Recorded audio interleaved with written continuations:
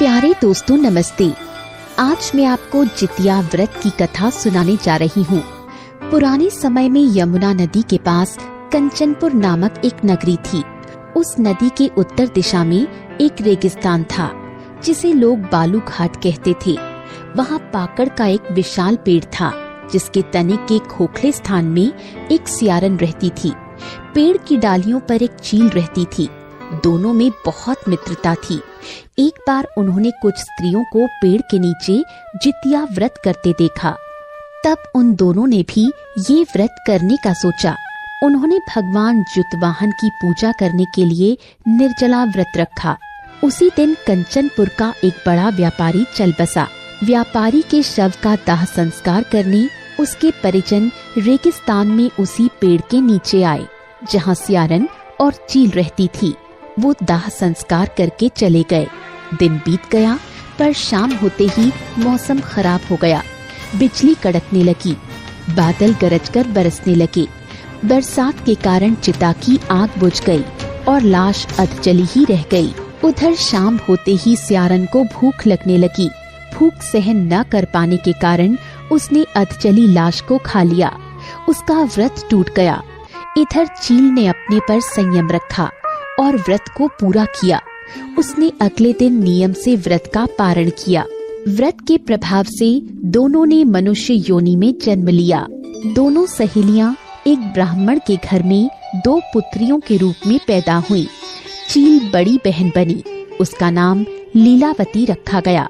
सियारन छोटी बहन के रूप में जन्मी, उसका नाम भानुमती रखा गया। लीलावती की शादी अग्रसेन के साथ हुई, पर भानुमती की शादी नगर के राजा धूमकेतु से हुई और वो कंचनपुर की रानी बन गई। चील ने जुतवाहन का व्रत रखा था, इसलिए उनके आशीर्वाद से लीलावती के 7 पुत्र हुए। पर भानुमती के पुत्र जन्म लेने के साथ ही मृत्यु को प्राप्त करते थे। लीलावती के 7 पुत्र बड़े होने लगे। बड़े होने पर वो राजा के दरबार में नौकरी करने लगी।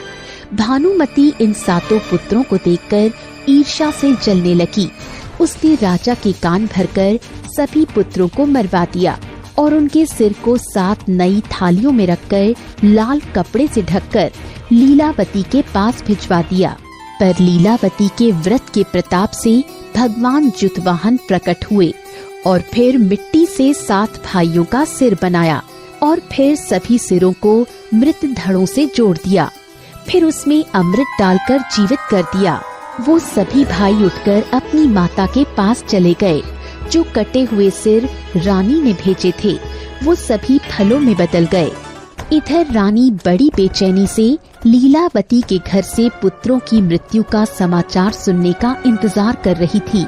बहुत देर तक जब कोई खबर नहीं आई तो भानुमती स्वयं ही लीलावती के घर पहुंच गई। वहां सभी पुत्रों को जीवित और हंसता खेलता देखकर वो बेहोश हो गई। जब उसे होश आया तो उसने बड़ी बहन को रोते रोते सारी बातें बता दी। उसने बहन से माफी मांगी और कहा कि मैं अपनी गलती पर पछता रही हूँ। भगवान जुतवाहन की कृपा से लीलावती को पूर्व जन्म की सभी बातें याद आ गईं।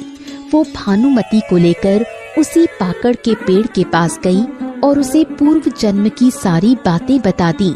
सब बातें सुनते ही भानुमती ने प्राण त्याग दिए। जैसे ही राजा को सारी बातें पता चली वो वहाँ आया और पाकड़ के पेड़ के नीचे ही भानुमती का दाह संस्कार किया। हे भगवान जुतवाहन, जैसे आपने लीलावती के 7 पुत्रों को जीवन दान दिया वैसे ही इस कहानी को सुनने वालों की रक्षा करना। दोस्तों, आपको ये कहानी कैसी लगी? ऐसी ही अन्य कहानियाँ सुनने के लिए इसे लाइक और शेयर करना ना भूलें। प्यारे दोस्तों नमस्ते। आज मैं आपको जितिया व्रत की कथा सुनाने जा रही हूँ। पुराने समय में यमुना नदी के पास कंचनपुर नामक एक नगरी थी। उस नदी के उत्तर दिशा में एक रेगिस्तान था जिसे लोग बालू घाट कहते थे। वहाँ पाकड़ का एक विशाल पेड़ था जिसके तने के खोखले